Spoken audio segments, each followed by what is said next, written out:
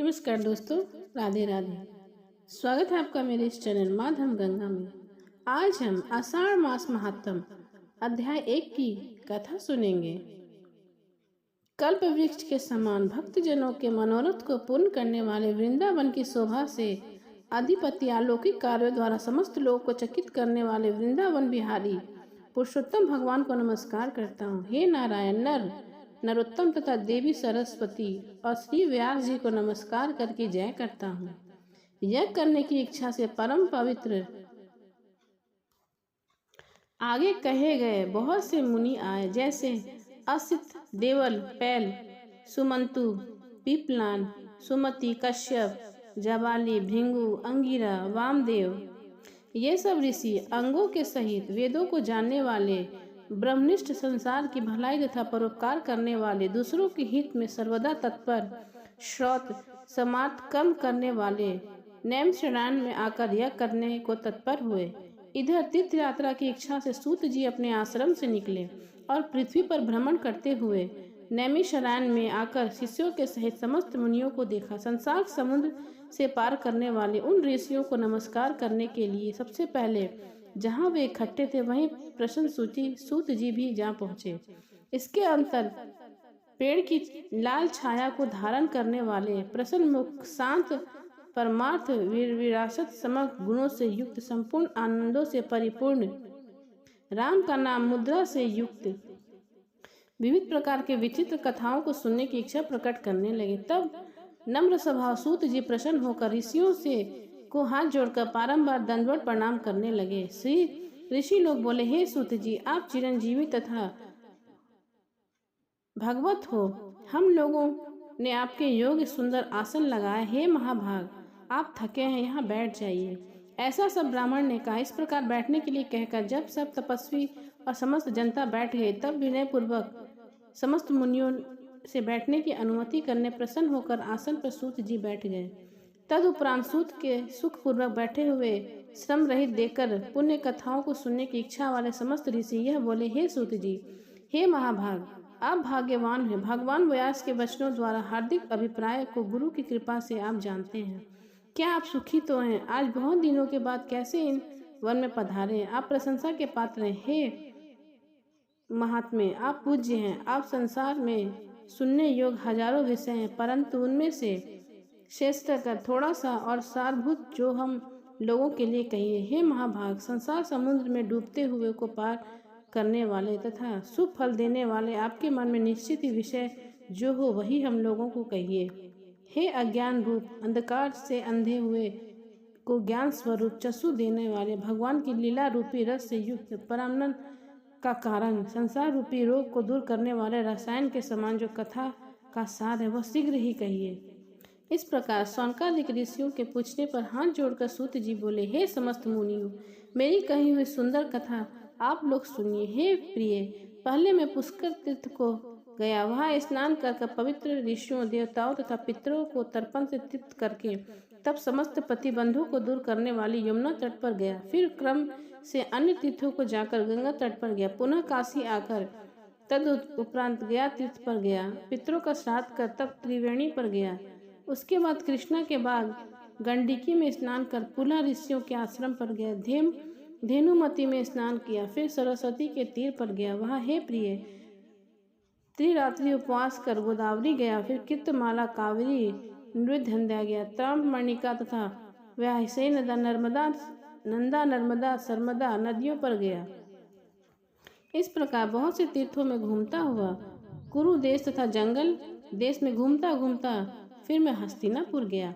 हे मुनियों, वहाँ यह सुना कि राजा परीक्षित राज्य को त्याग कर बहुत से ऋषियों के साथ परम पुण्य पद गंगा तीर गए हैं और उस गंगा तट पर बहुत ही सिद्ध भूषण, जिनका ऐसे योगी लोग और देवर्षि वहां पर आए हैं। उनमें से कोई निराहार, कोई वायु भक्षण कर ले, कोई जल पीकर, कोई पत्ते खाकर और कोई श्वास ही होकर आहार कर, कोई फलहार कर और कोई फेन का आहार करते रहते हैं।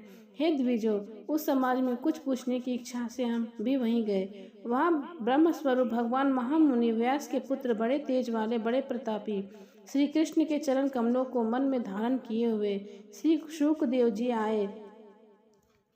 शंख की तरह कंठ वाले, बड़े लंबे चिकने बालों से घिरे हुए मुख वाले, बड़ी पुष्ट कंधों से संधि वाले, चमकती हुई कांति वाले, अद्भुत रूप वाले, ब्रह्म रूप थूकते हुए लड़कों से घिरे हुए, मक्षिकाओं जैसे मस्त हस्ती घिरा रहता है, उसी प्रकार धूल हाथ में ली हुई स्त्रियों से घिरा हुए सौभाग्य धूल समाये महामुनि सुखदेव को देखकर मुनि प्रसन्नता पूर्वक हाथ जोड़कर सहसा उठकर खड़े हुए। इस प्रकार महामुनियों द्वारा सकृत भगवान सुख को देखकर पश्चात करती हुई स्त्रियां और उसके साथ बालक जो उनको चिढ़ा रहे थे दूर ही खड़े रह गए और भगवान शुक्र को प्रणाम कर अपने अपने घरों की ओर चल दिए। इधर मुनि लोगों ने सुखदेव के लिए बड़ा ऊंचा और उत्तम आसन बिछाया। उस आसन पर बैठे हुए भगवान सुख को कमल की कर्णिका को जैसे कमल के पत्ते घेरे रहते हैं उसी प्रकार मुनि लोगों ने उनको घेर लिया। यहाँ बैठे हुए ज्ञान स्वरूप महासागर के चंद्रमा भगवान महामुनि व्यास जी के पुत्र सुखदेव ब्राह्मणों द्वारा की हुई पूजा को धारण करते तारागणों से घिरे हुए चंद्रमा की तरह शोभा पा रहे थे। इति श्री पहला अध्याय समाप्त। अब दूसरा अध्याय। तब सूत जी बोले, राजा परीक्षित के पूछने पर भगवान सुख द्वारा कथित परम पुण्य पद श्री भागवत सुखदेव जी के प्रसाद से सुनकर वह उसके उपरांत राजा का मोक्ष भी देखकर अब यहाँ यज्ञ करने के उद्धत ब्राह्मणों को देखने के लिए मैं यहाँ आया हूँ और यहाँ यज्ञ में दीक्षा लिए वे ब्राह्मणों का दर्शन कर मैं कृतार्थ हुआ। ऋषि बोले, हे साधु, अन्य विषय की बातों को त्याग कर भगवान के प्रसाद से उनके मुख में से जो आपने सुना है वही अपूर्व विषय कहे। हे सूत, आप हम लोगों से कहिए, हे महासागर, संसार में जिससे परे कोई सार नहीं, ऐसे मन में को प्रसन्न करने वाली जो सुधा से भी अधिक हितकर है, ऐसे पुण्य कथा हम लोगों को सुनाइए। सूत जी बोले,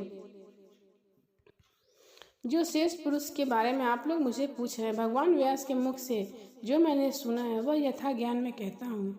एक समय नारद मुनि नारायण के आश्रम गए, जो आश्रम बहुत ही तपस्वियों, सिद्धों तथा देवताओं से भी युक्त है और बड़े बैर, बहेड़ा, आंवला, बेल, आम, आमड़ा, कैत, जामुन आदि अनेक वृक्षों से सुशोभित है। भगवान विष्णु के चरणों से निकली हुई पवित्र गंगा और अलकनंदा भी जहाँ से बह रही है, ऐसे में नारायण के स्थान में श्री नारद मुनि ने जाकर ब्रह्मा नारायण को, जिनका मन सदा चिंतित में लगा रहता है, जिसे जितेंद्र काम क्रोध 6 शत्रुओं को जीते हुए अत्यंत प्रभा जिनके शरीर में चमक रहे, ऐसे देवताओं के भी देव तपस्वी नारायण को साष्टांग दंडवत प्रणाम कर हाथ जोड़कर नारद उन मुनि व्यापक प्रभु को स्तुति करने लगे। नारद जी बोले, हे देव, हे जगन्नाथ, हे कृपा सागर, आप सत्यवत हो, त्रिसत्य हो, सत्य आत्मा हो, असत्य संभव हो। हे सत्ययोन, आपको नमस्कार है। मैं आपकी शरण में आया हूँ। आपका जो तप और संपूर्ण परीक्षाओं की शिक्षा के लिए, मर्यादा की स्थापना के लिए यदि आप तपस्या न करें तो जैसे कलयुग में एक पाप करने से सारी पृथ्वी डूबती है, वैसे एक पुण्य करने से सारी पृथ्वी तरती है, इसमें तनिक भी संशय नहीं। पहले सतयुग आदि जैसे एक पाप करता था तो सभी पापी हो जाते थे, ऐसी स्थिति हटाकर कलयुग में केवल कर्ता ही पापों से लिप्त होता है। आप यह तप की स्थिति है भगवान।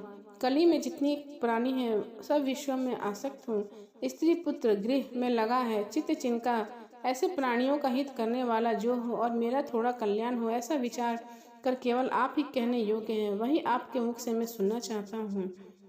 मैं यहाँ ब्रह्मलोक में आया हूँ, आप ही उपकार प्रिय विष्णु हैं, ऐसे वेदों में निश्चित ही, इसलिए लोकोपकार के लिए तथा कथा का सार इस समय आप मुझे सुनाइए, जिसके शरण मात्र से निर्भय मोक्ष पद को प्राप्त करते हैं। इस प्रकार नारद जी का वचन सुन भगवान ऋषि आनंद से खिलखिला उठे और भुवन को पवित्र करने वाली पुण्य कथा आरंभ की।